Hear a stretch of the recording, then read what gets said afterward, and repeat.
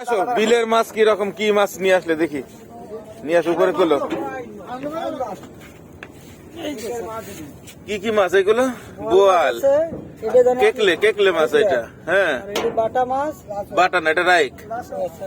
হ্যাঁ, আর কি আছে? সব কেকলে আছে।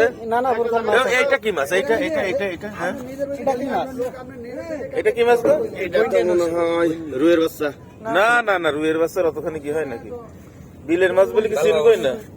না, কালবাউসের না। কাল মাছ তো নাই। এ কয় টাকা নিল চাচা?